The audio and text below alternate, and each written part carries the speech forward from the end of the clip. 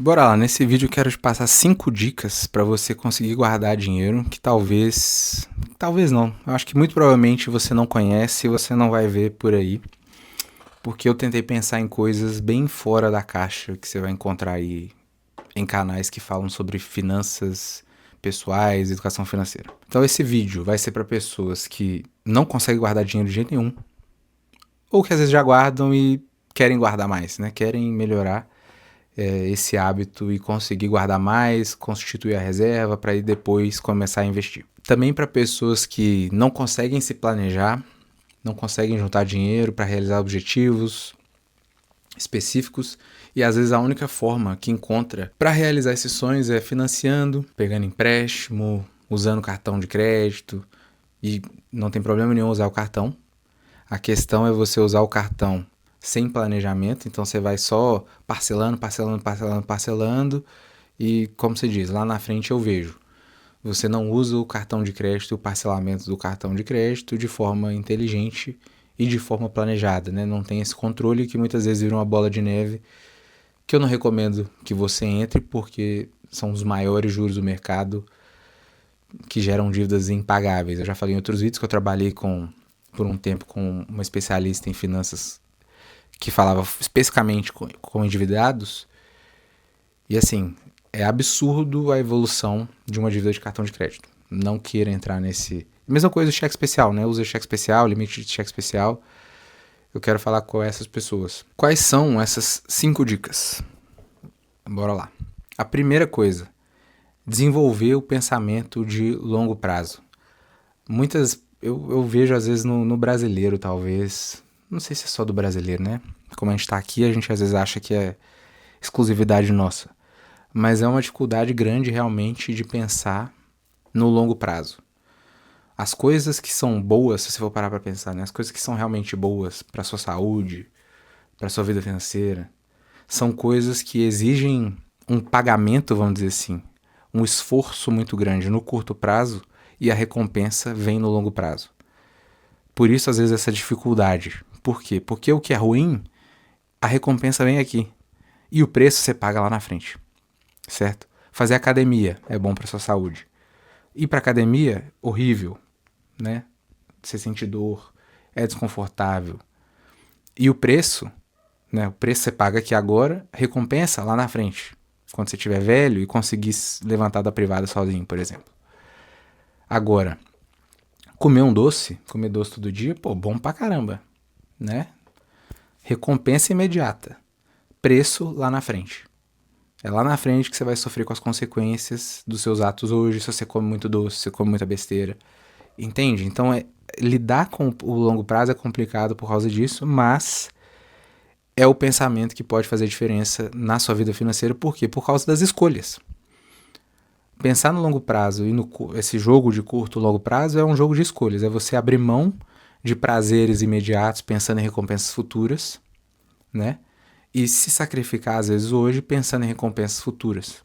Né? E é o que eu falei em um vídeo para trás, que é o seguinte, você não vai ter a mesma capacidade de trabalhar daqui, eu tenho 29, daqui, sei lá, 60 anos, né? Não, 50 anos.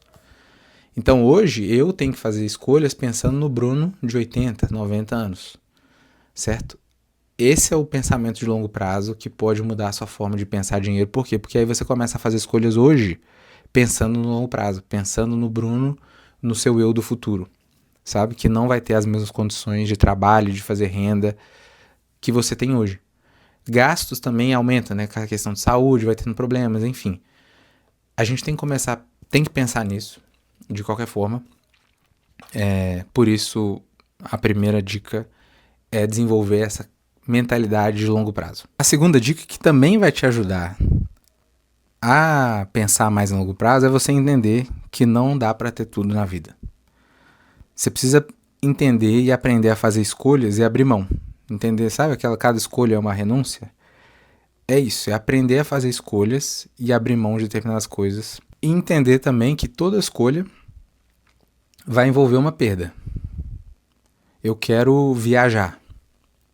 Então eu preciso juntar dinheiro para fazer aquela viagem. Eu vou ter que abrir mão de determinadas coisas ao longo dos meses antes da viagem, para quando chegar na viagem, eu ter o dinheiro, para quando chegar o momento de comprar passagem, de reservar hotel, eu ter o dinheiro para pagar aquilo. Se você vive a vida achando que não tem que fazer escolha, eu simplesmente vou gastando, aí você vai se afundar e não tem muito o que fazer. Então entender isso e entender que muitas escolhas, isso é uma das coisas que eu acho e que mais me impressionavam com a galera que eu via, né, endividada, é essa incapacidade de perceber que muitas escolhas são momentâneas. Você não tem que deixar de fazer aquele gasto pro resto da sua vida. Então tô no momento de dificuldade, eu tô com não necessariamente dificuldade, mas tô pensando em fazer uma viagem, tô com algum objetivo específico, quero comprar uma casa, quero comprar um carro e vou me planejar para isso. Durante esse período, às vezes você abre mão de comer todo dia fora, sabe? Ou então diminui, enfim. Essas escolhas têm que ter a maturidade realmente para fazer, para você conseguir. Eu acho que guardar dinheiro tem muito a ver com... E esses hábitos aqui tem muito a ver com desenvolver uma maturidade. Realmente é amadurecer. Quem tem muita dificuldade com isso, às vezes é uma imaturidade. E eu tô falando, não é uma questão de idade, é uma questão geral mesmo. Tem gente de 60 anos que continua imaturo com relação a isso e acha que pode fazer o que quiser. Não acho que é bem assim. Inclusive eu acabei de ver que eu já dei a terceira dica, que é exatamente o que eu falei, que é entender que muitas dessas escolhas são temporárias e não para sempre. Como eu falei, eu vi muito esse comportamento nessa galera de endividada, que tem dificuldade de fazer e abrir mão de coisas, pensando, parece que vai ser para sempre, sabe? Muitas até envolvendo os filhos. Então, por exemplo, eu já vi minha ex-sócia falando isso com pessoas em atendimentos. Às vezes você fica com medo, né, de fazer cortes com alguns gastos com seu filho, por exemplo, achando que aquilo vai causar algum trauma, que ele vai ter, né, que ele vai ficar com raiva de você, porque você, não, vou cortar o inglês, vou cortar o balé, vou cortar o jazz. Isso aqui, assim, eu já ouvi de pessoas falando, eu não tenho mais o que cortar. Aí você tá conversando com a pessoa, não, amanhã minha filha tem balé. Eu falei, meu amigo, você tá endividado e sua filha faz balé. Sabe assim, pra mim é inconcebível, mas como eu já falei também, já citei algumas vezes o livro A Psicologia Financeira, ninguém é maluco. Na cabeça da pessoa aquilo faz sentido e ela não consegue perceber isso. Na minha cabeça parece maluquice, mas é porque eu tenho circuitos diferentes na minha cabeça, por causa da forma como eu fui criado, por exemplo. Então, beleza, como é que sua filha faz balé? Às vezes ela fica com medo de tirar a filha do balé e a filha fica com raiva. A filha vai, né, achando que a filha vai ficar com algum trauma. Mas uma coisa que ela falava muito era, eu tenho certeza que sua filha vai ter mais trauma, vamos dizer assim, vendo você brigando com seu marido, com sua esposa em casa por causa de dinheiro, do que se você chegar e sentar e conversar e falar, olha filho, é o seguinte, a gente tá passando por um momento difícil e você vai ter que parar de fazer balé. Ou papai e mamãe não têm condições de bancar o balé. Isso foi algo que aqui em casa, pelo menos, é por isso que eu falo que o meu circuito, né, a minha cabeça funciona diferente, porque aqui sempre foi assim.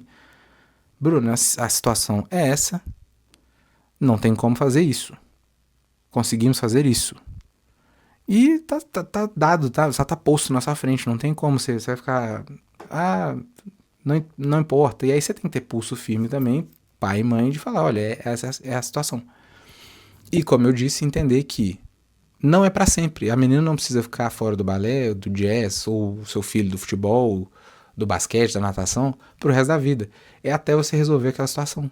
Uma vez resolvida, volta o menino pro esporte, volta o menino pro balé, volta pro inglês, e aí você faz as coisas de acordo com a sua capacidade.